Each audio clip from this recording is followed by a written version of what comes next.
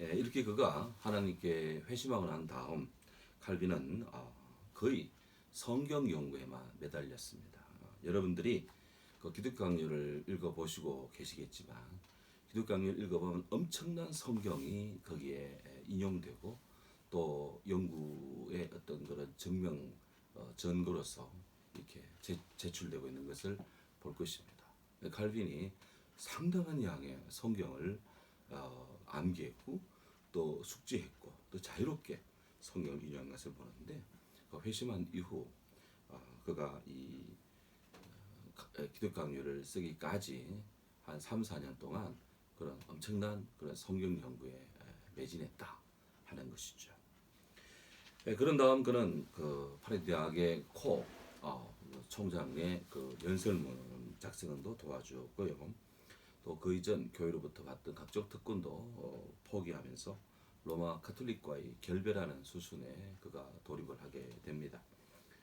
그 27살 때 기독교 강요를 썼습니다. 여러분 27살 때 뭐 하셨습니까? 저는 27살 때 군목으로 이제 안수받고 1년차, 2년차 이렇게 활동하던 그 시점이었어요.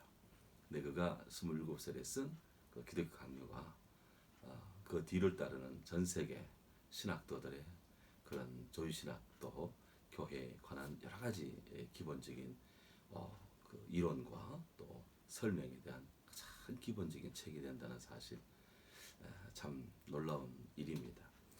그가 이 기독교 강요를 출판한 데에는 종교개혁의 큰 현안인 명확한 그 교리 진술, 책에 잡힌 교리의 진술 일서가 필요했다라는 교회에 필요했다는 것이고, 두 번째로 당시 프랑스에서 기독교도들에 대한 프로테스탄트 기독교 교도들에 대한 박해가 끊이질 않았습니다. 그래서 여러 번에 걸쳐서 이 교회가 굉장히 위기에 처했었죠. 이럴 때 기독교회를 변정하고 또 교회에 중요한 교리를 집대성하는 그런 필요가 대두가 되었습니다. 그래서 칼빈은 사도신경을 근거로 해서 그 순서대로 삼위일체의 틀을 따라서 경건을 일관되게 강조하는 신학적인 저술을 했고요. 사실상 그 당시에 칼빈 생애 당시에 유럽의 전 언어로 다 번역이 되었고 또 전 세계의 모든 언어로 신학도들에게 보급된 책이 바로 기독교 강요다 하는 것입니다. 자, 이런 기독교 강요를 저술한 다음 그가 1536년에 제네바로 가서 제네바에서 1차 목회를 하게 됩니다. 제네바가 당시 그 스위스 제네바가 베른 공화국에서 이탈해서 독립적인 제네바 공화국으로 되어 있는 그런 상태였는데요. 칼빈을 제네바로 초청한 사람은 기욤 파렐이었습니다. 1532년에 파렐이 이미 제네바에 와 있었습니다. 몇 년 전 2015년 저희 교회 제2차 성례순례 때 제가 성도들과 함께 이 제네바에 제일 먼저 종교개혁 순례지로 기착을 했는데 참 가슴이 설레었습니다. 거기서 칼빈을 만나본다는 생각에 도시는 참 아름다웠습니다. 아주 단정되어 있고 따뜻하고 그리고 스위스의 아주 보고처럼 그렇게 여기지는 더라고요. 사람들은 친절했고 또 경건한 신학적 아름다움이 지금은 국제기구들이 거기에 많이 이렇게 자리 잡은 세계적인 국제적인 도시입니다. 칼빈 때도 역시 그랬습니다. 그래서 칼빈은 그 제네바에서 교회의 정치, 교회 체제에 관한 많은 논문들을 집필하고 신앙 고백서, 또 요리교류 문답 등등, 그다음에 제세례파 주장과 로마 카톨릭 이 주장에 대해 비판을 가하고 교회 제도상의 혁신을 가하는 등 나름대로 제네바를 성시화하고자 무지무지 애를 썼습니다. 특별히 예배적인 갱신도 많이 힘을 썼는데요. 예배에 회중들이 성도들이 부르는 찬송을 도입을 했습니다. 그리고 주의 만찬, 성찬식을 적어도 일주일에 한 번씩은 거행했고요. 어린이를 위한 신앙 교육을 했고 또 결혼을 성직자가 관할하도록 결혼 주례도 열심히 섰습니다. 그런 가운데 카톨릭이 계속해서 이 칼빈이 이탈을 막기 위해서 여러 가지로 공세를 폈습니다만은 칼빈은 독자적인 길을 걸었습니다.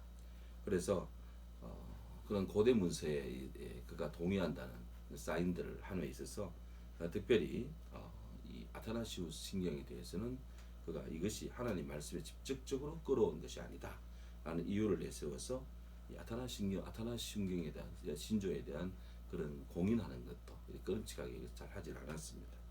그렇기 때문에 그의 너무나 개혁적인 정신에 따라서 그의 친구들이 칼빈을 그렇게 경운시하는 그런 일도 발생하기도 했습니다. 또한 이 칼빈은 저속한 사람들, 죄를 짓고 또 문제가 있는 사람들은 성찬식에 참여하지 못하도록 그래 제약도 가했던 거예요. 그래서 누구나 다 주께로 오라는 주님의 그 열린 초청보다는 선택적 구원의 백성들을 요구하는 그런 입장을 취하자 또 주위에 상당한 반감도 이렇게 불러일으켰습니다.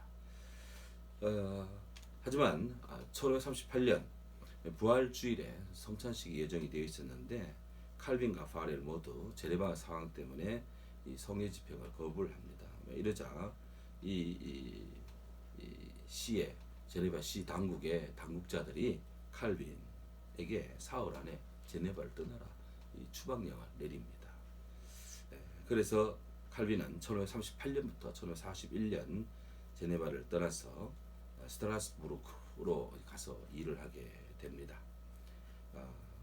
이렇게 해서 그가 스트라스부르크에서 일하는 마틴 부처를 만나게 되고 이 부처는 칼빈에게 위로와 또 경건과 하나님의 부성 등등 이런 기독 강의 두 대표적인 주제들을 선정하는데 상당한 신앙적 또 신학적 코멘트를 주면서 필생에 또 이렇게 신학의 동반자 또 조력자를 얻습니다. 그가 스트라스부르크로 가서 그가 일을 함에 있어서 개혁적인 일을 함에 있어서 설교를 가장 중시하는 그런 방향으로 예배 순서를 제정을 합니다. 그 회중 찬송을 도입을 해서 예배 중에 찬송은 불렀지만 오르간 사용은 좀 금했습니다. 그리고 즉흥 기도를 도입을 하면서 예배적인 그런 것을 강조를 하죠.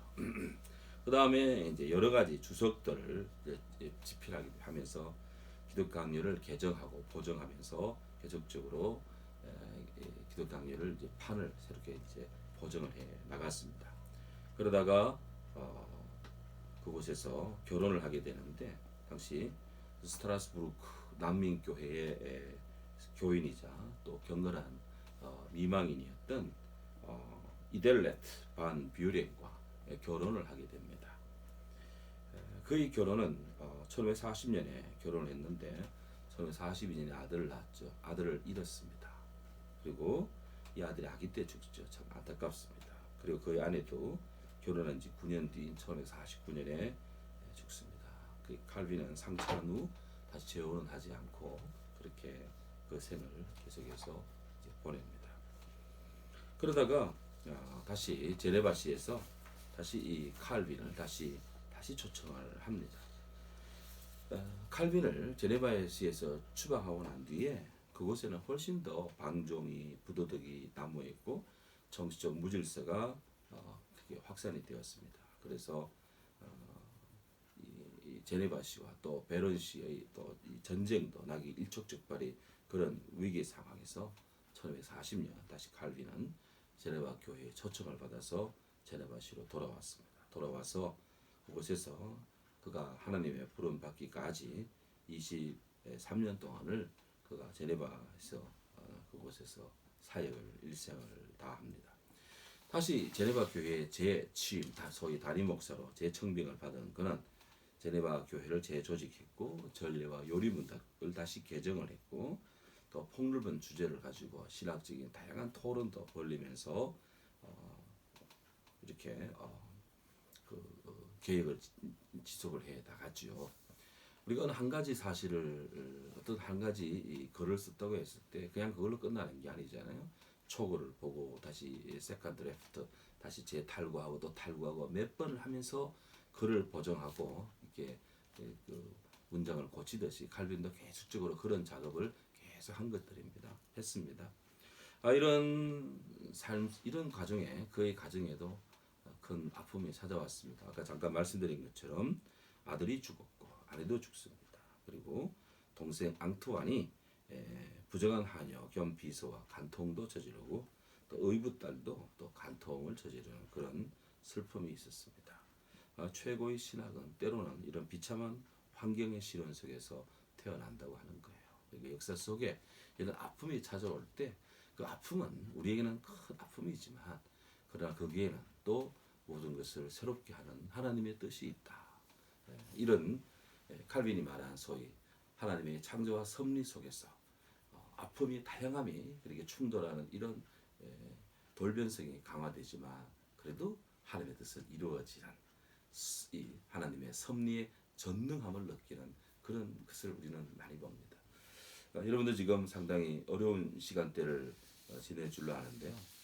지금 전 세계적으로 코로나 바이러스가 상당한 고통을 주고 있습니다. 이 코로나 바이러스가 우리들에게 주는 어떤 교훈이 있을까? 물론 엄청난 경제적 비용도 이렇게 지불하고 많은 무엇보다도 많은 생명들이 아프고 또 죽고 하는 이런 고통이 전 세계적으로 가중되고 있습니다. 중국 우한부터 시작해서 우리 한국을 거쳐서 지금 전 세계적으로 미국이 유럽이 저 남미 아프리카까지 이런 코로나가 기승하고 있는데 조속히 이 사태가 하나님의 은혜 가운데 좀 정리가 되고 안정되기를 진짜 우리는 같이 기도해야 될 것입니다. 그럼에도 불구하고 이 코로나 사태, 세계적인 대역병의 유행에는 어떤 대재앙이나 어떤 대사건에는 틀림없이 거기는 하나님의 뜻이 있습니다. 말하자면 역사 속에 하나님의 섭리가 있고 거기에는 거스를 수 없는 주의 뜻이 있다고 보는데요. 저는 이 사태를 두고 신학적으로 또 기도하면서 묵상을 하는데 몇 가지 사실을 깨닫게 되었습니다. 이 코로나19 사태는 우리들에게 평등하다는 것, 모든 사람이 평등하다는 것을 가르쳐 줍니다. 높은 어른이라고, 혹은 낮은 사람이라고, 혹은 돈이 있다고, 혹은 돈이 없다고 이 병에 걸리는 것이 아니라 누구라도 다 걸릴 수가 있습니다. 보이지 않는 바이러스에 누구라도 감염될 수 있다. 이거는 인간이 평등하구나. 또 우리는 너무나 서로가 연결되는 네트워크 시대에 살고 있습니다.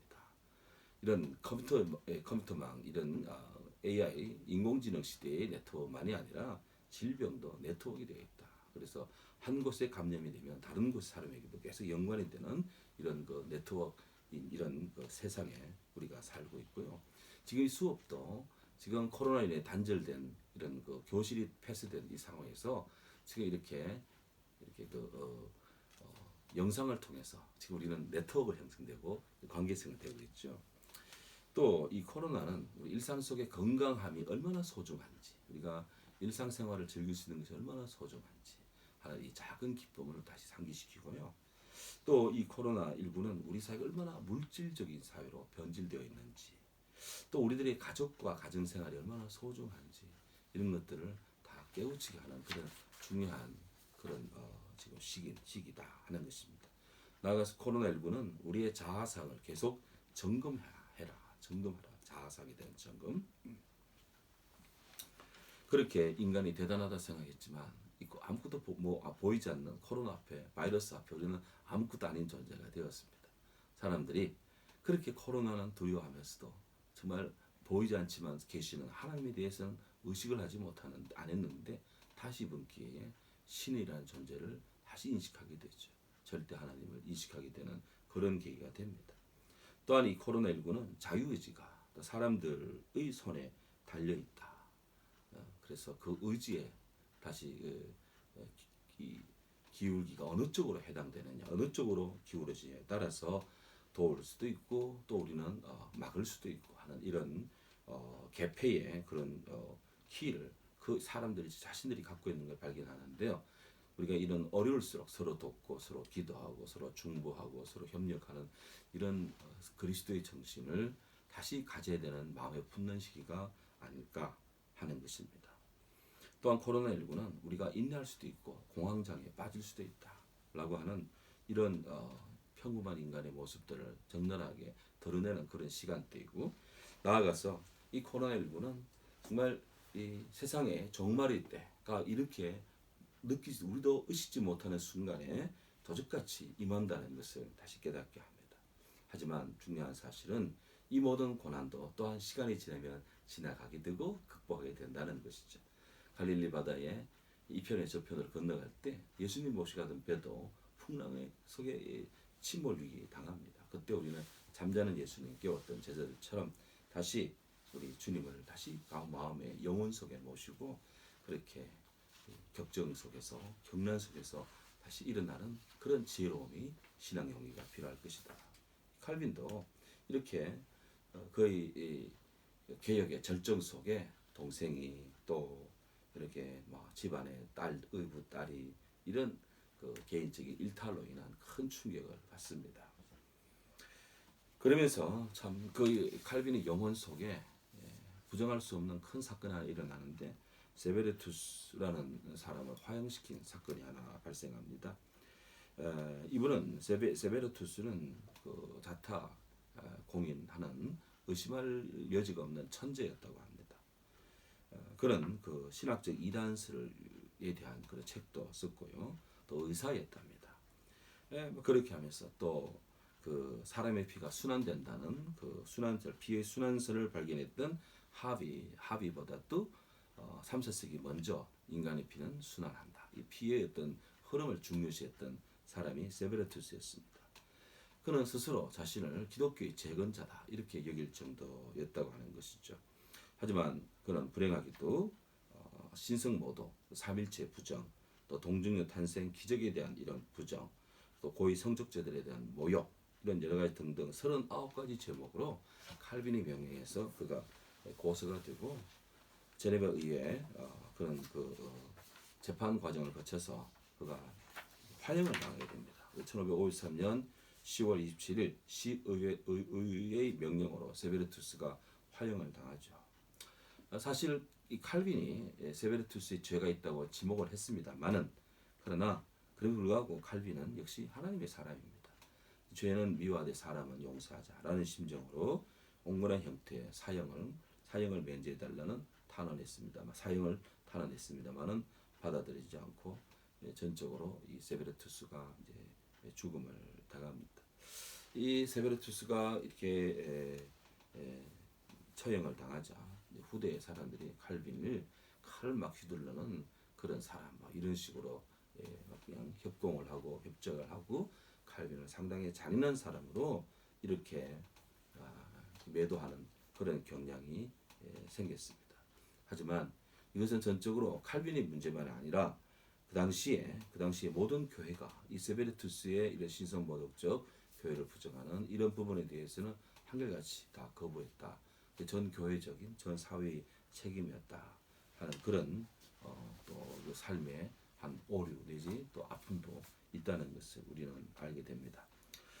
무엇보다도 칼빈이 제네바에서 결정적인 역할을 한 것이 제네바 아카데미를 세워서 그곳에서 그 신학적인 업적 또 이 교회를 또 훈련시키는 일을 집중을 했는데요.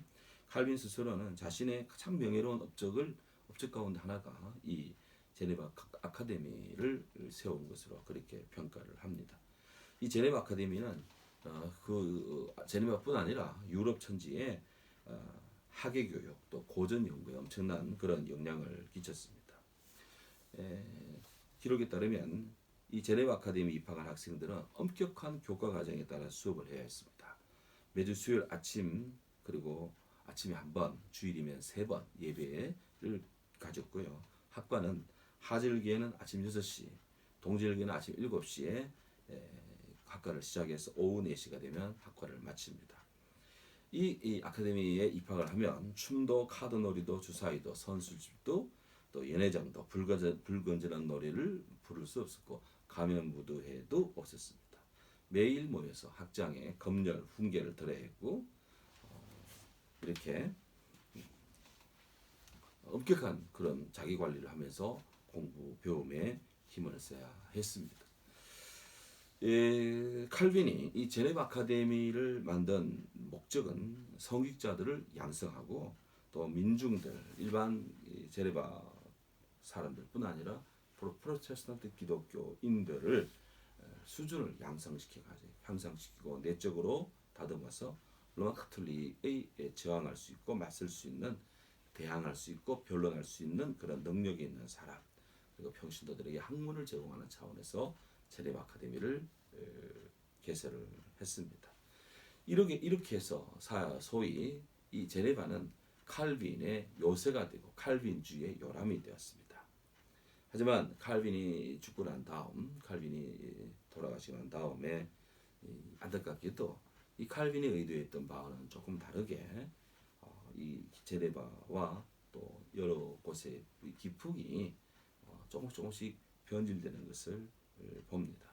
일찍이 칼빈이 플라톤을 강조했는데 후대의 사람들은 플라톤보다는 아리스토텔레스의 사상을 따른다든지 뭐 이런저런 것들 상당히 많은 그런 변화가 일어나게 되는 것이죠. 이것이 인간의 일이라는 것은 어쩔 수 없는 일인 것 같습니다. 이 세베르투스의 재판과 그로 인한 그 죽음 이런 것들은 어떤 면에서는 칼빈에게는 한때는 충격이 되고 또 고통이 되기도 했지만 또 뒤돌아보면 교회를 정화시키는 결정적인 일이 되었고요. 많은 사람들이 칼빈을 더욱 열렬히 지지하게 되고 또 칼빈의 집중적 개혁을 이룰 수 있는 모멘텀이 계속 유지되는 계기를 가져왔습니다.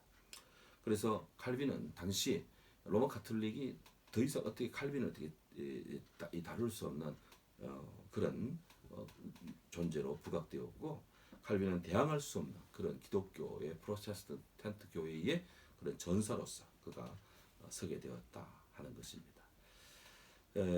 그리고 1559년 그는 제네바 시민이 되는 그런 영예도 얻게 되죠. 하지만 1558년 그는 질병에 걸린 뒤로 몸이 계속 약해집니다. 약해졌지만 그는 끈질긴 투혼으로 계속 연구를 했고 책을 쓰고 기도했고 설교를 했습니다. 그러는 중 1564년 그의 건강이 급속도로 악화되었고 또 배자를 비롯한 칼빈의 친구들, 동역자들이 그 칼빈의 그런 사역을 들어주며 이렇게 같이 이렇게 공동체적인 목회 사역을 해왔지만 칼빈의 몸은 계속해서 악화되었고 4월 27일 제네바시 소위원회가 병실에 누워있는 칼빈을 방문할 때 그런 그 소위원들에게 칼빈은 자신의 용서를 자기네 사역 중에 무리한 일이 있다며 용서해달라는 자신의 과오를 용서를 구했고 또 거기서 많은 화해와 또 그리스도의 그런 사랑의 그런 아름다운 화평이 그곳에 임하게 됩니다. 그건 5월 2일 마지막 편지인 파렐에게 편지를 보냈다 하고요. 1564년 5월 27일 그 하나님의 부름을 받았습니다.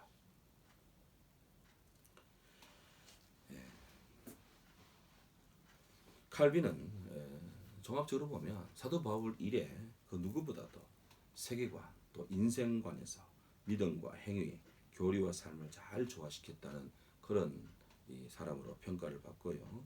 그는 경건의 신학을 몸소 실천하며 설교했고 가르치며 실천했던 위대한 하나님의 사람으로 자리매김한다 하는 것입니다. 자, 이런 칼빈의 생애 속에서 그의 필생의 역작인 기독교 강요라는 것, 교회를 다니고 또 신학을 한다는 사람은 기독교 강요에 대해서 다 누구나 관심을 갖습니다. 여기 지금 이 기독교 강요, 저는 영어판 기독교 강요를 가지고 있고 또 우리말로 또 된 기독교 강요를 갖고 있습니다. 이게 상중하로 번역이 되어 있고요. 영어판으로는 1, 2권으로 이렇게 되어 있는데 우리가 이제 이 4주간의 이 동영상 강의를 마치고 나면 이제 다시 우리가 강의실에서 뵙게 되는데요. 우리 학생들이 이제 그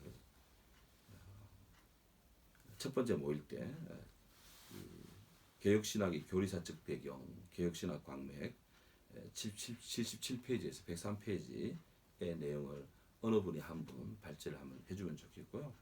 그 다음 주부터 이 기독교 강요를 차례차례 발제해 나갈 것입니다. 그리고 학생들도 지금 우리 독서 리딩을 같이 해나가고 있는데 이걸 부지런히 읽고 또 어느 분야를 요약해서 이렇게 발제할지 마음속으로 정리를 해서 저에게 핸드폰으로 또는 다양한 방법으로 알려주시면 고맙겠습니다. 이 기독 강요는 아까 말씀드린 것처럼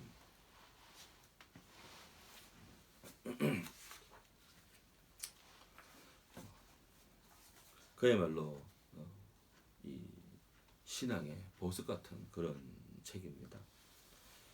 그 구성 원칙은 삼일체적인 구성이고요. 하나님과 인간의 상호 관계성을 중 강조하고 있고, 결과적으로 신앙적 교리와 기독교 윤리에 밀접한 관계를 맺고 있는 경건 신학의 그런 아주 최고봉이다, 그렇게 평가할 수 있겠습니다. 하지만 칼빈의 후대들은 후기에 칼빈의 후대들은 이 칼빈의 이 기독 강요에 대한 많은 연구를 거듭합니다. 하지만 너무나 세부적으로 내용을 사용하고 또 하나님과 인간의 상호 관계성을 강조보다는 하나의 주권적 측면을 더 중요시 해석을 하고, 결과적으로 교리와 윤리를 구분하는 그런 인간적인 그 입장을 취하다 보니까 칼빈의 그 기독 강요에 대한 통전적 이해를 모색하는 데 좀 부족함이 있는 것도 사실입니다.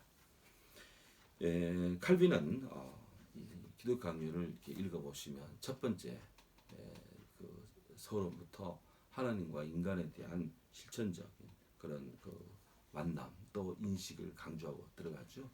그래서 어떤 하나님의 존재와 본질에 대한 추상적 이해를 도모하는 것이 아니라 바로 우리의 현실 속에서 하나님에 대한 관심을 촉구하고 인간에 대한 이해를 하면서 열렬한 하나님에 대한 세계를 열어가는 그 책이 기독 강요다 하는 것입니다. 칼빈은 그 기독 강요를 저술하면서 그 스스로도 자기가 아리스토텔레스의 어떤 철학 세계보다는 플라톤의 철학 세계를 더 관심을 갖고 있다고 밝히고 있습니다. 그래서 거의 어떤 책의 사상적인 기반은 플라톤적인 그런 사상적인 입장을 취하고 있는데요. 플라톤은 우리가 알다시피 어떤 수평보다는 수식적인 차원, 원인보다는 직접적인 그런 것이죠. 신의 존재에 대한 내정적인 필요를 느끼기보다는 오히려 본체론적인 세계를 강조하고, 이렇게 엄격히 말해서 논리적이보다는 수사학적인 그런 입장을 취한 철학자입니다. 아리스토텔레스는 그보다는 플라톤보다는 좀 더 수평적입니다. 수직보다는 수평적으로, 직접적이보다는 원인적으로 신의 존재에 대한 모든 증명은 인간의 과제로 남겨두고, 또한 우주론적인 그런 논쟁을 하면서 체계적이고 논리적이고 연역적인 연구에 힘을 썼던 사람입니다. 칼빈은 주로 플라톤적인 그런 직관 또 그런 하나님의 세계에 참여하는 것을 굉장히 강조를 합니다. 그래서 그는 계속적으로 하나님과의 관계성, 하나님에 대한 지식, 하나님의 인식을 계속해서 강조를 해나갑니다. 칼빈은 왜 자기 책에 기독교 강요라는 책 제목을 붙였을까? 왜 책 제목이 기독교 강요일까 하는 것입니다. 주목할 점은 그가 사실은 기독교 강요라는 책 제목을 쓰지는 않았다라는 것입니다. 이 용어는 오래전부터 있어 왔는데, 이를테면 주 150년에 법학 분야의 가이우스가 법학 강요라는 책을 썼습니다. 그 이래로 사람들은 강요라는 이름을 가끔씩 붙였는데요. 그가 기독 강요를 저술한 목적 중에 신학을 공부하는 사람들에게 하나님의 말씀을 읽을 수 있도록 준비시키고 가르쳐서 하나님 말씀에 쉽게 접근하고 흔쾌히 그 안에서 하나님에 대한 자리를 자신이 양보할 수 있도록 그렇게 하기 위해서 이 책을 썼다, 그렇게 밝히고 있죠. 그러니까 한마디로 하면은 성경 공부를 위한, 신학을 하기 위한, 성경을 이해하기 위한 입문서다 하는 것입니다. 따라서 이 기독 강의는 우리가 성경을 공부한 뒤에 읽을 것이 아니라 성경을 공부하기 전에, 신학을 공부하기 전에 이 책을 먼저 읽어야 되는 거예요. 그런데 우리는 신학대학 또 대학원에서 다른 공부를 다 한 다음에 기독 강의를 읽습니다. 이걸 세미나를 하니까 뭔가 주객이 전도된 것 같은 그런 기분이에요. 만약 저에게 다시 신학 공부를 다시 할 기회가 있다면 먼저 중요한 기독교 원전들을 먼저 읽고 그 다음에 세부적인 세미나를 했으면 더 좋은 발전이 있지 않겠느냐 하는 그런 이 마음의 안타까움 또 사모함도 있습니다. 예, 정리하면 칼빈은 이 인스티튜트라는 이 강요라는 것을 그가 쓰면서 신앙 공동체에서 개인이 이루어가는 신앙생활의 발전을 안내하는 그런 차원에서 하나님께 대한 지식과 또 경건 이런 것들을 잘 세워서 우리 기독교인들의 영적 성장을 돕는 훈련 지침서 격으로 이 기독 강요를 세웠습니다.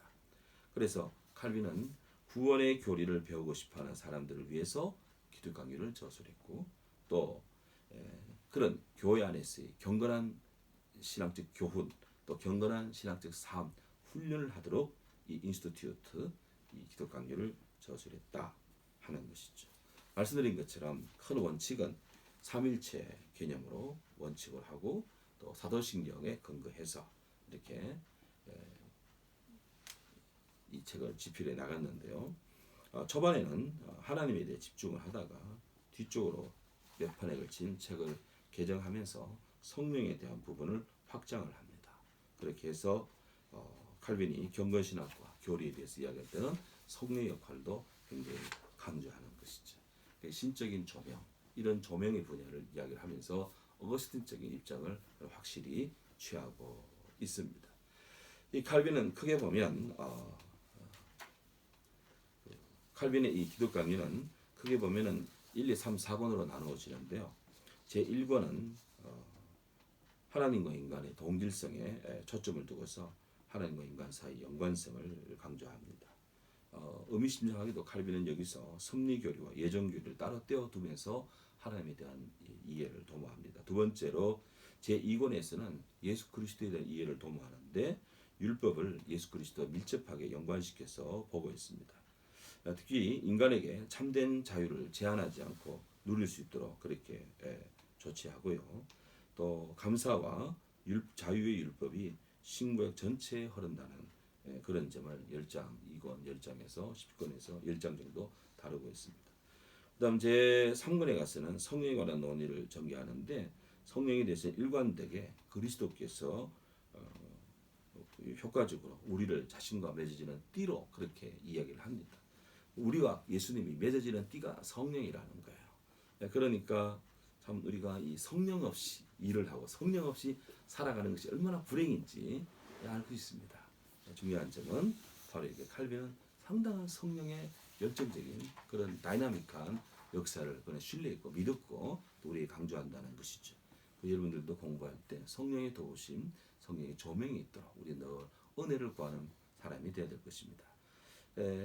사권에서는 다양한 주제를 여러 가지 정황에 따라서 이렇게 이야기를 하고 있는데 뭐 비판거리도 없지는 않습니다만은 결과적으로 후대의 칼빈 주자들이 사권을 가지고 많은 논쟁을 벌이며 또 여러 가지 신학적인 토론을 하기도 합니다. 자, 이렇게 해서 칼빈의 생애와 우리 기독 강요에 대한 개략적인 이해를 했는데요. 모쪼록 많은 이 동영상의 어떤 제약으로 인해서 많은 얘기 깊이는 더 못하겠습니다만은 우리 학우님들이 계속적인 공부를 하면서 무엇보다도 기독 강요를 같이 읽음으로써 이번 기회에 하여튼 이 개혁 신학을 하며 칼빈의 기독 강요를 한번 도파하고 여러분 목회 인생에 또 배움의 정진에 하나님의 거룩한 도움, 성령의 조명이 비춰지므로 내적인 이 많은 발전이 이루고 신학적인 능력이 강화되어서 하나님 기뻐하는 주의 사역자들로 아름답게 자리하기를 진심으로 부탁을 드립니다. 오늘도 주님 안에서 늘 행복하시고 속히 이 코로나 사태 진정되어서 학교에서 여러분 뵙기를 바랍니다. 감사합니다.